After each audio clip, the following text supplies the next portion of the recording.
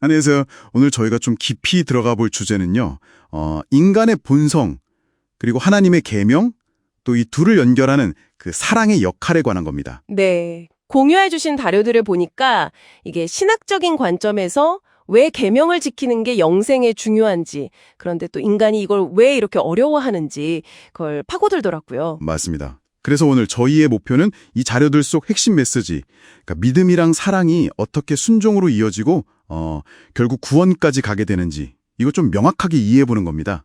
자, 그럼 바로 시작해 볼까요? 네, 좋습니다. 자료를 딱 펼쳐보면 처음부터 좀 흥미로운 긴장감이 느껴져요. 한쪽에서는 요한복음 같은 데서 하나님의 명령, 즉 계명이 영생으로 가는 길이다 이렇게 분명히 말하잖아요. 그렇죠.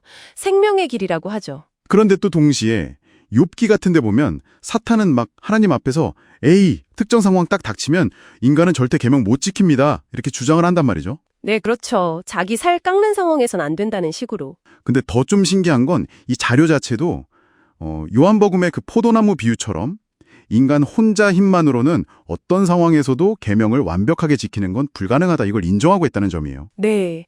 바로 그 지점이 어쩌면 이 이야기의 출발점인 것 같아요. 하나님의 그 완전한 요구, 그리고 인간의 어떤 본성적인 한계 사이의 그, 명백한 간극이랄까요? 아, 간극이요? 네. 그래서 사탄의 주장이 왜 언뜻 보면 설득력 있게 들릴 수 있는지 그걸 보여주는 거죠. 그러니까 창조주 없이는 피조물이 스스로 생명의 법을 지킬 수 없다는 그런 현실 말입니다. 그렇다면 이 명백한 딜레마, 이 한계는 도대체 어떻게 극복될 수 있을까? 여기서 자료가 좀 뜻밖의 관점을 제시합니다. 맞아요. 저도 그 부분이 되게 신선했는데 보통 우리가 되게 부정적으로만 생각하는 유혹이잖아요. 네네. 하나님께서 사탄의 유혹을 허용하시는 이유가 이게 단순히 인간을 그냥 넘어뜨리거나 벌 주려고 하시는 게 아니라는 거예요. 오히려 그 에스겔서 말씀처럼 인간 내면에 숨겨진 상태, 예를 들면 하나님보다 다른 걸 더 사랑하는 마음 같은 거요. 그걸 스스로 보게 만드시려는 의도가 있다는 설명이더라고요. 그렇죠. 유혹이 일종의 거울 역할을 한다는 그런 해석인 거죠. 거울이요? 아, 네. 인간을 어떤 선택의 순간 앞에 딱 세워서 내가 지금 하나님으로부터 얼마나 멀리 와 있구나. 그래서 하나님의 생명과 사랑이 정말 절실하게 필요한 존재구나. 이걸 스스로 깨닫게 하는 계기가 된다는 거죠. 이게 드러나지 않으면 사실 고칠 수도 없는 거니까요. 하긴 그러네요. 네. 그래서 자료는 아담의 예를 들면서 그 선악과를 먹는 행위 자체 이전에 이미 내면적으로 하나님과의 관계가 좀 약해져 있었을 수 있는데 유혹이라는 그 사건을 통해서 그게 비로소 명확하게 드러났다. 이렇게 지적하기도 하고요. 아, 그렇다면 이 근본적인 딜레마를 해결하고 또 계명을 지킬 수 있게 하는 그 열쇠는 뭘까요? 여기서 자료는 정말 망설임 없이 딱 하나를 지목하던데요. 네, 바로 사랑이죠. 사랑이요? 네, 요한복음이나 요한일서 말씀들처럼 오직 하나님을 사랑할 때만 그때만 계명을 지킬 수 있다는 겁니다. 하죠. 그게 핵심입니다. 정말 중요한 부분인데요. 요한일서 같은 데서 강조하듯이 이 사랑은 우리가 먼저 시작한 게 아니라는 거예요. 우리를 먼저 사랑하신 그 하나님의 사랑, 특히 아들을 내어주신 그 엄청난 희생적 사랑에 대한 우리의 반응이라는 거죠. 아, 반응이다. 네, 이 개념을 누가복음의 그 유명한 씨 뿌리는 비유를 통해서 설명하는데요. 핵심은 하나님의 씨, 그러니까 하나님의 말씀을 어떤 마음밭으로 받느냐, 그게 관건이라는 거예요. 아, 그 비유요. 길가, 돌밭, 가시떨기. 이런 마음은 결국 열매를 못 맺고 오직 그 좋은 땅 같은 마음. 다시 말해 하나님을 가장 사랑하는 그런 마음만이 말씀을 제대로 받아서 순종이라는 열매를 온전히 맺는다. 이런 비유군요. 맞습니다. 바로 그 마음 상태에 따라서 말씀의 씨앗이 뿌리를 내리거나 아니면 거부된다는 거죠.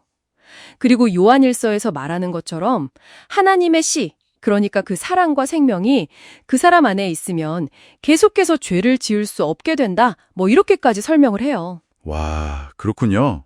결국은 사랑이 없으면 계명은 지키기 너무 힘든 무거운 짐인데 하나님을 진짜로 사랑하게 되면 계명 지키는 게 더 이상 어떤 의무가 아니라 그냥 자연스러운 삶의 표현이 된다는 그런 논리인 거죠. 요한일서 5장에도 나오잖아요. 사랑하면 계명이 무겁지 않다고. 네네. 결국 우리 앞에는 진짜 중요한 선택이 놓여 있는 거네요. 하나님의 그 진실된 말씀, 즉 사랑의 씨를 받아들일 거냐, 아니면 사탄의 그 거짓된 말, 욕심의 씨를 받아들일 거냐. 이 선택이 우리 삶의 열매를 결정하는 거군요. 그렇습니다. 자료에 따르면 바로 그 선택이 계명 준수 여부를 가르는 거예요. 그리고 하나님의 사랑을 받아서 그 말씀을 지키면서 살아가는 사람들, 요한계시록에서는 이들을 처음 익은 열매라고 묘사하는데요. 이들이 결국에는 하나님의 계명이 옳고 사탄의 주장은 틀렸다. 이걸 삶으로 증명해내는 사람들이 된다는 거죠. 삶으로 증명한다. 네. 아가서에서 사랑은 죽음같이 강하다고 노래하는 것처럼, 또 고린도전서에서 우리를 이기게 하시는 하나님을 찬양하는 것처럼 이 사랑이야말로 죽음과 죄의 권세를 이기는 궁극적인 힘이다. 이렇게 제시하고 있습니다. 오늘 쭉 이야기를 나눠보니까 얻게 되는 가장 중요한 깨달음은 이거 같아요. 뭐냐면 인간은 자기 힘만으로는 하나님의 그 절대적인 기준에 도달할 수가 없다는 것. 하지만 먼저 우리를 향한 하나님의 그 조건 없는 사랑, 특히 십자가를 통해 보여주신 그 사랑을 정말 깨닫고 받아들일 때 비로소 그 사랑에서 흘러나오는 힘으로 계명을 지키면서 영원한 생명에 이를 수 있다. 이런 거죠. 네, 정확합니다. 오늘 살펴본 자료들은 결국 진정한 순종이라는 건 어떤 의무감이나 벌 받을까 두려워서가 아니라 오직 사랑, 그 사랑에서만 나올 수 있다는 깊은 메시지를 전하고 있는 것 같아요. 사랑할 때만 계명이 가벼워지고 또 형제를 사랑함으로써 우리가 사망에서 생명으로 옮겨갔다는 것을 알게 된다는 말씀처럼요. 네. 그래서 마지막으로 듣고 계신 분들께 이런 질문을 한번 남겨보면서 마무리하면 어떨까 싶습니다. 만약 사랑이 순종의 유일한 동력이라면 우리가 적극적으로 사랑하지 않기로 선택하는 것, 그것은 우리 자신과 우리 삶에 궁극적으로 어떤 의미를 가지게 될까요? 이 질문에 대해서 한번 잠시 생각해 보시는 시간을 가져보시는 것도 좋겠습니다.